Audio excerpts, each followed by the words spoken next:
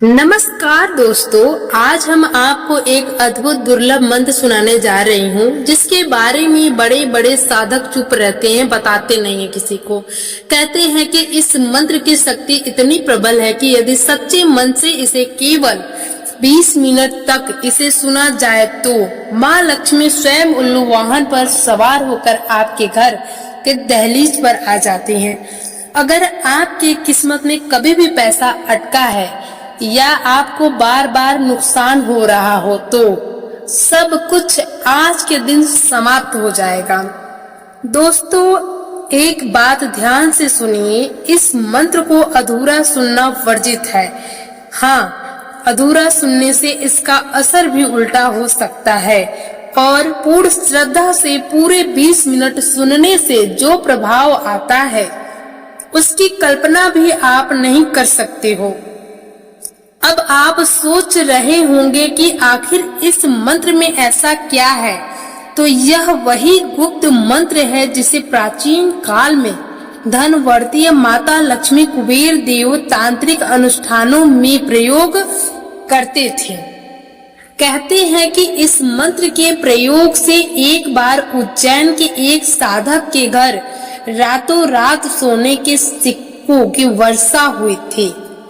और दोस्तों, एक ताजा उदाहरण देती हूँ। कल एक लड़की ने मजाक मजाक में इन मंत्र को 20 मिनट तक सुन लिया। मजाक में आया उसकी किस्मत ने एक ऐसी करवट ली कि उसकी लॉटरी लग गई।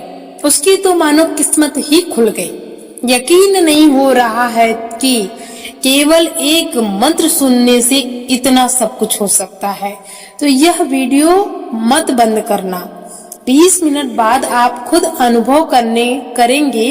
और हाँ, यदि आपने इसे 20 मिनट पूरा नहीं सुना तो कृपया इसे दोबारा सुनना, क्योंकि इसका प्रभाव आपको दुगना मिलेगा। तो अब आंखें बंद कर लीजिए, दिल में विश्वास रखिए और माँ लक्ष्मी कुबेर देव उल्लू वाहन का ध्यान करते हुए मंत्र का स्मरण कीजिए या उच्चारण कीजिए। आप हमारे वीडियो को चला के छोड़ भी सकते हैं, लेकिन आपको सुनना जरूर है। अगर आप उच्चारण करते हैं किसी भी मंत्र का तो उसका रिजल्ट आपको ज्यादा मिलता है। सुनने से अच्छा उच्चारण करने से मिलता है। अगर आप बिजी हैं, काम कर रहे हैं, नहीं कर सकते हैं, तो आप साथ में उच्चारण जरूर कीजिए, क्योंकि उच्चारण करने से उसका परिणाम उसी व्यक्ति को मिलता है जो ज्यादा उच्चारण करता है। और कोई मंत्र तभी काम करता है जब व्यक्ति ईमानदारी से अपना कर्तव्य पूरा करता है। बिना मेहनत का किसी को कुछ नहीं मिलता। चाहे ब्रह्मांड में कोई भी मंत्र हो, तभी काम करता है जब व्यक्ति काम करता है, उसके बाद उसे सफलता नहीं मिलती है, तब यह मंत्र उसके लिए होता है। जो व्यक्ति हार गया है, निराश हो गया है, थक गया है, उसके सारे सपने अधूरे रह गए हैं, उसको लगता है कि जीवन में अब कुछ उसे प्राप्त ही नहीं होगा, अब जीवन विहीन हो गया, यानी जीवनहीन हो गया, उसे लगता है कि जीवन ही बेकार है, जीने का मेरा कोई मतलब नहीं है, क्योंकि भगवान ने हमारी किस्मत में कुछ लिखा ही नहीं। बट ऐसा कुछ नहीं होता है। सब अपनी किस्मत पे मत छोड़िए, मेहनत पे भी छोड़िए। मेहनत करें, उसके बाद ही आपको सफलता मिलेगी। मेहनत करने के साथ साथ अगर आप मंत्रों का उच्चारण करते हैं तो वो सफलता में तब्दील हो जाता है। केवल मंत्र सुनने का मतलब यही है कि अगर आप मेहनत करते हैं, आप सफल नहीं हो पा रहे हैं, तो आप पक्का सफल हो जाएंगे अगर मंत्रों का उच्चारण भी करते हैं मेहनत के साथ। तो चलिए शुरू करते हैं वो प्रभावशाली मंत्र जिसे सुनने के लिए आपने हमारे वीडियो को क्लिक किया है। तो दोस्तों, चलिए सुनते हैं। ओम श्रीम ह्रीम क्लीम ऐं क्लीं श्रीं क्लीं श्रीं कुबेराय लक्ष्मी उल्लुवाहनाय नमः। धनं देहि मे सर्व कामं पूरय पूरय स्वाहा। ओम श्रीं ह्रीं क्लीं ऐं क्लीं श्रीं क्लीं श्रीं कुबेराय लक्ष्मी उल्लुवाहनाय नमः। धनं देहि मे सर्व कामं पूरय पूरय स्वाहा। ॐ श्रीं ह्रीं क्लीं ऐं क्लीं श्रीं क्लीं श्रीं कुबेराय लक्ष्मी उल्वाहनाय नमः। धनं देहि मे सर्वकामं पूरय पूरय स्वाहा। ॐ श्रीं ह्रीं क्लीं ऐं क्लीं श्रीं क्लीं श्रीं कुबेराय लक्ष्मी उल्वाहनाय नमः। धनं देहि मे सर्वकामं पूरय पूरय स्वाहा। ॐ श्रीं ह्रीं क्लीं ऐं क्लीं श्रीं क्लीं श्रीं कुबेराय लक्ष्मी उल्वाहनाय नमः। धनं देहि मे सर्वकामं पूरय पूरय स्वाहा। ॐ श्रीं ह्रीं क्लीं ऐं क्लीं श्रीं क्लीं श्रीं कुबेराय लक्ष्मी उल्वाहनाय नमः। धनं देहि मे सर्वकामं पूरय पूरय स्वाहा। ॐ श्रीं ह्रीं क्लीं ऐं क्लीं श्रीं क्लीं श्रीं कुबेराय लक्ष्मी उल्वाहनाय नमः। धनं देहि मे सर्वकामं पूरय पूरय स्वाहा। ॐ श्रीं ह्रीं क्लीं ऐं क्लीं श्रीं क्लीं श्रीं कुबेराय लक्ष्मी उल्वाहनाय नमः। धनं देहि मे सर्वकामं पूरय पूरय स्वाहा। ॐ श्रीं ह्रीं क्लीं ऐं क्लीं श्रीं क्लीं श्रीं कुबेराय लक्ष्मी उल्वाहनाय नमः। धनं देहि मे सर्वकामं पूरय पूरय स्वाहा। ॐ श्रीं ह्रीं क्लीं ऐं क्लीं श्रीं क्लीं श्रीं कुबेराय लक्ष्मी उल्वाहनाय नमः। धनं देहि मे सर्वकामं पूरय पूरय स्वाहा। ॐ श्रीं ह्रीं क्लीं ऐं क्लीं श्रीं क्लीं श्रीं कुबेराय लक्ष्मी उल्वाहनाय नमः। धनं देहि मे सर्वकामं पूरय पूरय स्वाहा। ॐ श्रीं ह्रीं क्लीं ऐं क्लीं श्रीं क्लीं श्रीं कुबेराय लक्ष्मी उल्वाहनाय नमः। धनं देहि मे सर्वकामं पूरय पूरय स्वाहा। ॐ श्रीं ह्रीं क्लीं ऐं क्लीं श्रीं क्लीं श्रीं कुबेराय लक्ष्मी उल्वाहनाय नमः। धनं देहि मे सर्वकामं पूरय पूरय स्वाहा। ॐ श्रीं ह्रीं क्लीं ऐं क्लीं श्रीं क्लीं श्रीं कुबेराय लक्ष्मी उल्वाहनाय नमः। धनं देहि मे सर्वकामं पूरय पूरय स्वाहा। ॐ श्रीं ह्रीं क्लीं ऐं क्लीं श्रीं क्लीं श्रीं कुबेराय लक्ष्मी उल्वाहनाय नमः। धनं देहि मे सर्वकामं पूरय पूरय स्वाहा। ॐ श्रीं ह्रीं क्लीं ऐं क्लीं श्रीं क्लीं श्रीं कुबेराय लक्ष्मी उल्वाहनाय नमः। धनं देहि मे सर्वकामं पूरय पूरय स्वाहा। ॐ श्रीं ह्रीं क्लीं ऐं क्लीं श्रीं क्लीं श्रीं कुबेराय लक्ष्मी उल्लुवाहनाय नमः। धनं देहि मे सर्वकामं पूरय पूरय स्वाहा। ॐ श्रीं ह्रीं क्लीं ऐं क्लीं श्रीं क्लीं श्रीं कुबेराय लक्ष्मी उल्लुवाहनाय नमः। धनं देहि मे सर्वकामं पूरय पूरय स्वाहा। ॐ श्रीं ह्रीं क्लीं ऐं क्लीं श्रीं क्लीं श्रीं कुबेराय लक्ष्मी उल्लुवाहनाय नमः। धनं देहि मे सर्वकामं पूरय पूरय स्वाहा। ॐ श्रीं ह्रीं क्लीं ऐं क्लीं श्रीं क्लीं श्रीं कुबेराय लक्ष्मी उल्लुवाहनाय नमः। धनं देहि मे सर्वकामं पूरय पूरय स्वाहा।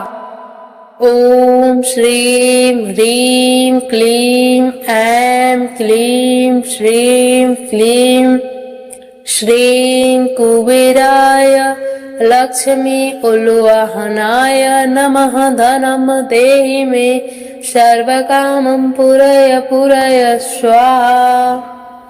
ॐ श्रीं ह्रीं क्लीं ऐं क्लीं श्रीं क्लीं श्रीं कुबेराय लक्ष्मी उल्लुवाहनाय नमः।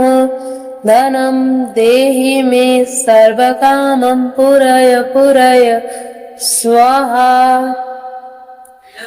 ॐ श्रीं ह्रीं क्लीं ऐं क्लीं श्रीं क्लीं श्रीं कुबेराय लक्ष्मी उल्लुवाहनाय नमः। धनं देहि मे सर्वकामं पूरय पूरय स्वाहा। ॐ श्रीं ह्रीं क्लीं ऐं क्लीं श्रीं क्लीं श्रीं कुबेराय लक्ष्मी उल्लुवाहनाय नमः। धनं देहि मे सर्वकामं पूरय पूरय स्वाहा। ॐ श्रीं ह्रीं क्लीं ऐं क्लीं श्रीं क्लीं श्रीं कुबेराय लक्ष्मी उल्लुवाहनाय नमः। धनं देहि मे सर्वकामं पूरय पूरय स्वाहा।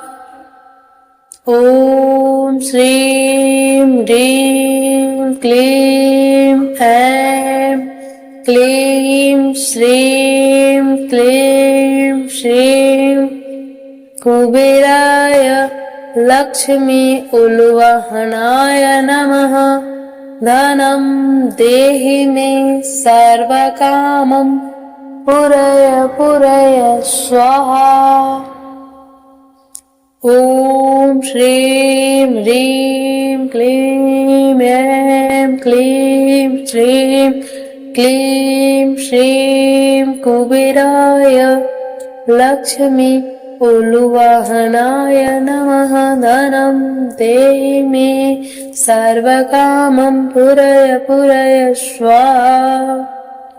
ॐ श्रीं ह्रीं क्लीं ऐं क्लीं श्रीं क्लीं श्रीं कुबेराय लक्ष्मी उल्लुवाहनाय नमः।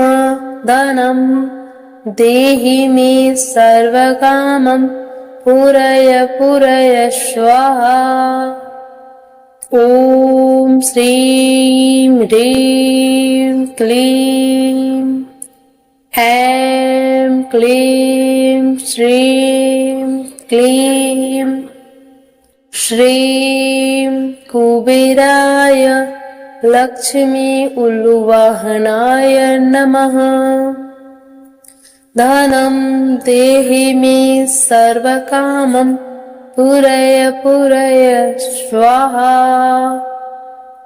ॐ श्रीं ह्रीं क्लीं ऐं क्लीं श्रीं क्लीं श्रीं कुबेराय लक्ष्मी उल्लुवाहनाय नमः। धनं देहि मे सर्वकामं पूरय पूरय स्वाहा। ॐ श्रीं ह्रीं क्लीं ऐं क्लीं श्रीं क्लीं श्रीं कुबेराय लक्ष्मी उल्लुवाहनाय नमः। धनं देहि मे सर्वकामं पूरय पूरय स्वाहा। ॐ श्रीं ह्रीं क्लीं ऐं क्लीं श्रीं क्लीं श्रीं कुबेराय लक्ष्मी उल्लुवाहनाय नमः। धनं देहि मे सर्वकामं पूरय पूरय स्वाहा। ॐ श्रीं ह्रीं क्लीं ऐं क्लीं श्रीं क्लीं श्रीं कुबेराय लक्ष्मी उल्लुवाहनाय नमः। धनं देहि मे सर्वकामं पूरय पूरय स्वाहा। ॐ श्रीं ह्रीं क्लीं ऐं क्लीं श्रीं क्लीं श्रीं कुबेराय लक्ष्मी उल्लुवाहनाय नमः। धनं देहि मे सर्वकामं पूरय पूरय स्वाहा। ॐ श्रीं ह्रीं क्लीं ऐं क्लीं श्रीं क्लीं श्रीं कुबेराय लक्ष्मी उल्लुवाहनाय नमः। धनं देहि मे सर्वकामं पूरय पूरय स्वाहा। ॐ श्रीं ह्रीं क्लीं ऐं क्लीं श्रीं क्लीं श्रीं कुबेराय लक्ष्मी उल्लुवाहनाय नमः। धनं देहि मे सर्वकामं पूरय पूरय स्वाहा। ॐ श्रीं ह्रीं क्लीं ऐं क्लीं श्रीं क्लीं श्रीं कुबेराय लक्ष्मी उल्लुवाहनाय नमः। धनं देहि मे सर्वकामं पूरय पूरय स्वाहा। ॐ श्रीं ह्रीं क्लीं ऐं क्लीं श्रीं क्लीं श्रीं कुबेराय लक्ष्मी उल्लुवाहनाय नमः। धनं देहि मे सर्वकामं पूरय पूरय स्वाहा। ॐ श्रीं ह्रीं क्लीं ऐं क्लीं श्री कुबेराय लक्ष्मी उल्लुवाहनाय नमः धनम देहि मे सर्वकामं पूरय पूरय स्वाहा।